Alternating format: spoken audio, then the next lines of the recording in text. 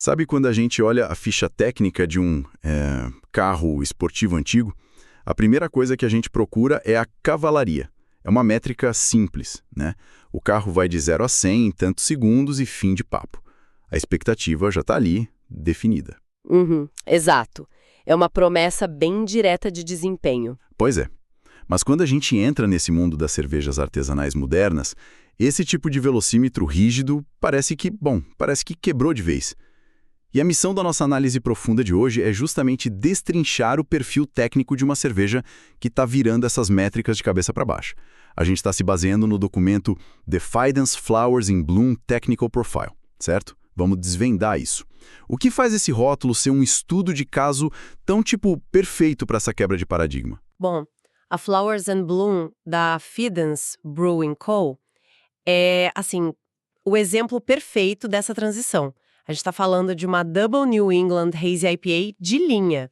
Ou seja, ela está em produção contínua, não é uma colaboração maluca, nem nada do tipo. Ah, então não é daquelas edições limitadas super raras que desaparecem da prateleira em um dia, né? Exatamente. E o que grita nos dados não é só a nota altíssima em si, que está em 4,43, é a velocidade absurda de adoção que a gente está vendo agora.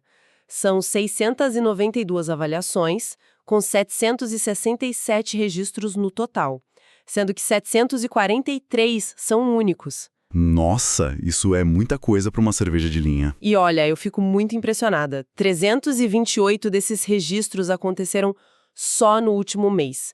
Isso é, o mercado inteiro implorando por esse perfil de sabor específico que ela entrega de forma super consistente. Cara, é como se fosse aquela música indie que acaba de lançar e do nada domina todas as paradas de sucesso, sabe? Um hype gigantesco. Então, o que tudo isso significa na prática, quando a gente vai olhar para as entranhas da receita? O que é fascinante aqui é que esse sucesso todo, esse hype absoluto, é reflexo direto de como ela é construída.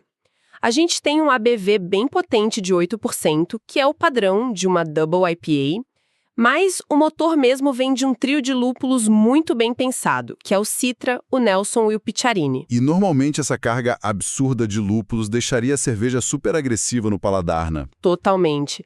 Mas a Fidance trabalha de um jeito diferente.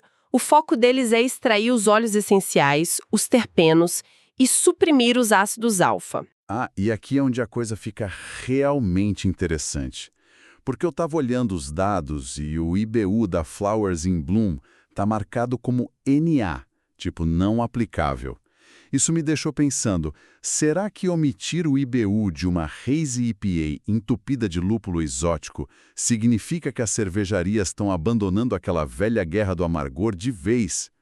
Como eles usam tanto Nelson e Picherini sem virar uma bomba amarga? A resposta, na verdade, está no processo e na temperatura.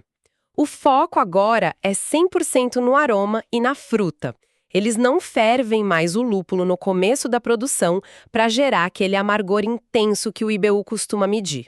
Ah, eles jogam tudo depois, né? A frio. Exato, nas famosas adições a frio, dry hopping. O Picharini, ele entra lá estrategicamente para liberar compostos que explodem em notas de pêssego e nectarina. O Nelson traz aquela característica clássica que lembra a uva branca. E fazendo isso durante a fermentação ativa, a própria levedura muda a estrutura molecular desses óleos, um processo que a gente chama de biotransformação. Saquei, entendi. Então o IBU realmente perde a utilidade porque ele só mede o impacto lá na panela de fervura, e não no tanque de fermentação. A química inteira mudou. Mas e o peso dessa cerveja? Com 8% de álcool, geralmente tem um calor, uma certa adstringência que pega na garganta. Como a textura hazy lida com toda essa potência? Engana, porque o hazy não é só estética. Ele funciona quase como um amortecedor físico na boca. Aquela suspensão de proteínas dos maltes, junto com a levedura microscópica e os óleos não filtrados, tudo isso cria uma densidade super cremosa. É o corpo aveludado que esconde completamente a percepção do álcool. A Flowers in Bloom prova que o foco passou a ser a saturação máxima de sabor frutal e muita maciez.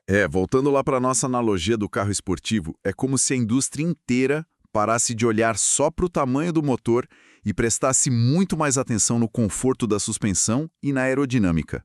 A potência dos 8% ainda está lá, mas a viagem é tipo totalmente fluida, sem solavanco nenhum.